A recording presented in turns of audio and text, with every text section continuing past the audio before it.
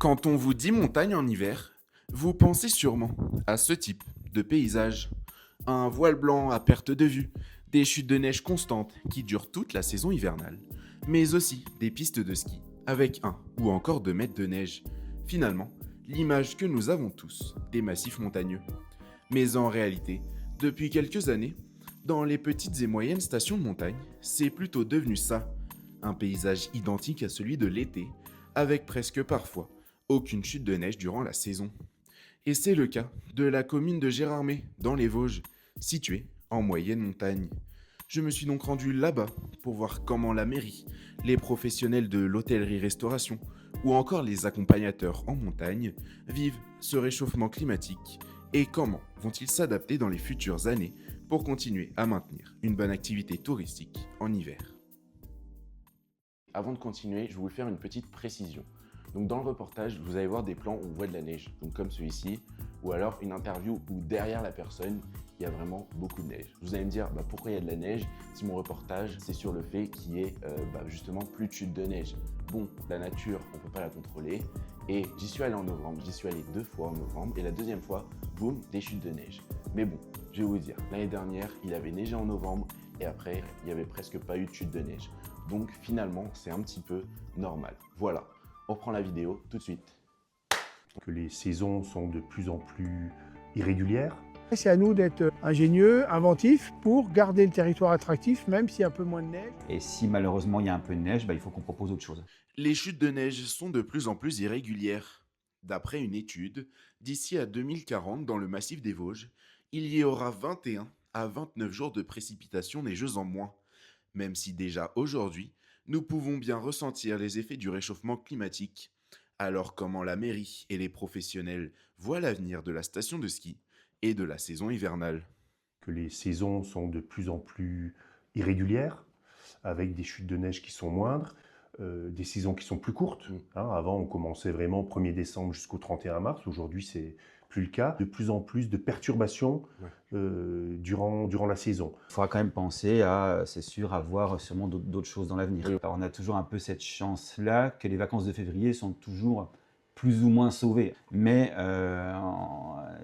les vacances d'hiver, en tout cas de février, on arrive toujours à peu près à les sauver. Il faut que dans les années à venir, si la neige se raréfie, qu'effectivement, il y ait le ski en produit d'appel.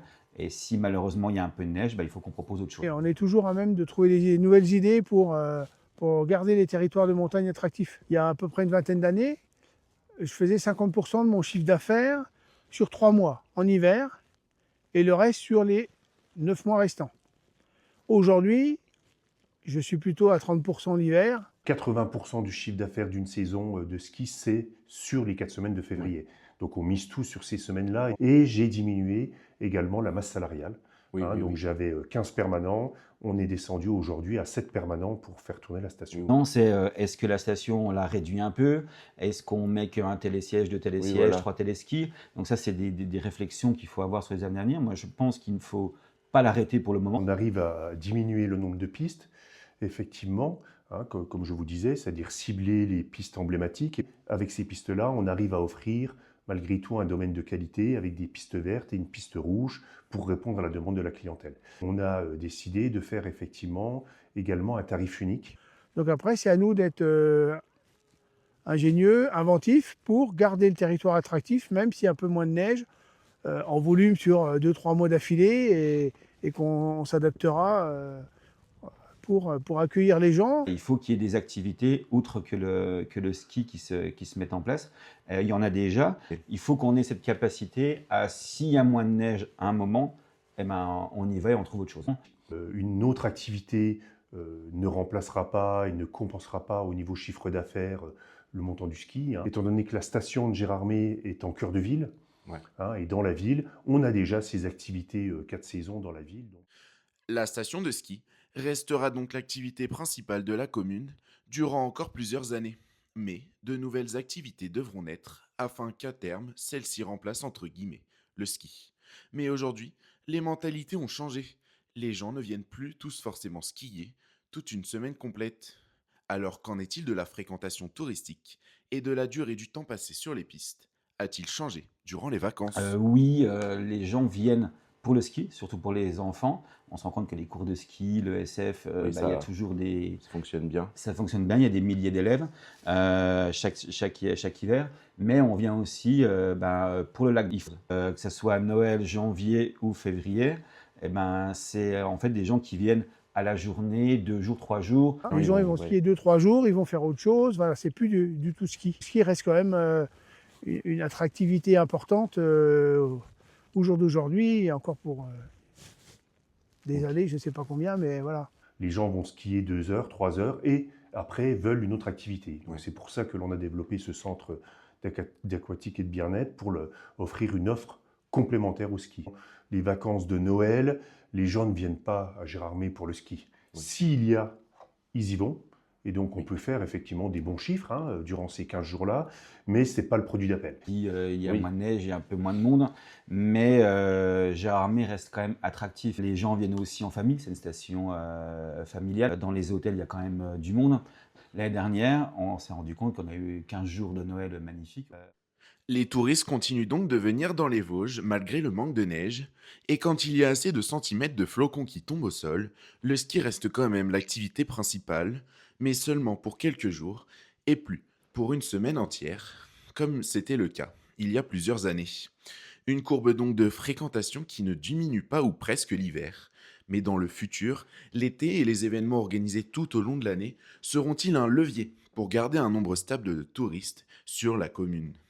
Donc je suis en train de développer au maximum d'avril à octobre pour essayer, en cas de vraiment gros manque de neige, de lisser mon salaire, de faire des recettes en 9 mois. Moindre week-end où il fait beau, il y a du monde à Gérardmer, mais il y a malgré tout ce pic-là sur l'été.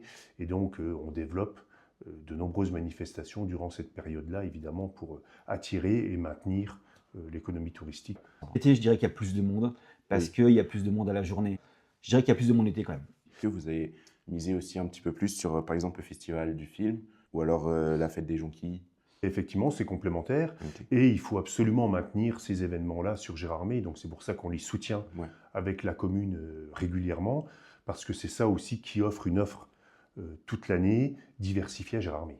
Gérardmer là-dessus est quand même, je pense, avec le massif très en avance, parce que on a à Gérardmer beaucoup d'événements. L'été reste donc l'un des plus gros piliers de l'économie locale, avec, en complément, les nombreux événements qui se déroulent dans la commune, notamment le Festival international du film fantastique, ou encore la fête des jonquilles. Et quand on évoque les activités complémentaires au ski, pourquoi pas en évoquer une insolite? Et c'est justement ce que j'ai déniché dans la commune. Ça s'appelle du airboard, et le concept est simple, glisser sur une bouée gonflable aménagée, en partant du sommet d'un saut à ski. Les arbres. Airboard, c'est en fait une grande descente en luge sur la partie réception du tremplin de saut à ski de Gérardmer. Donc on vient s'allonger à plat ventre sur la bouée. Ok. Et donc on descend la partie réception, la tête en avant. C'est une activité qui est un petit peu engagée, comme le ski ou le VTT de descente. La descente fait une centaine de mètres à peu près, avec une pente maximum de 36%. Ils sont entre 60 et 65 km/h, on va dire à peu près. On peut facilement atteindre des vitesses de plus de 70 km/h. Le record absolu est de 78,36 km/h. Alors, elle fonctionne toute l'année, avec ou sans neige. L'activité en fait. Ouais, on a quand même une clientèle qui se développe de plus en plus. Le airboard, ça fonctionne plus avec une clientèle un peu plus jeune, groupe de copains, enterrement de vie de garçon. C'est un hiver où il n'y a pas trop de neige. Moi je ressors les bouées et là, Ouais. la clientèle est quand même présente. Et puis comme ils ne peuvent pas forcément faire beaucoup de ski, ils cherchent d'autres activités. Donc là, ça peut être des grosses périodes d'activité. Une activité insolite, assez sensationnelle. La ville et la station de ski arrivent donc finalement à garder une bonne attractivité touristique, avec un avenir serein. Sur l'année 2024, le territoire de Gérardmer avait accueilli plus d'1 million de visiteurs.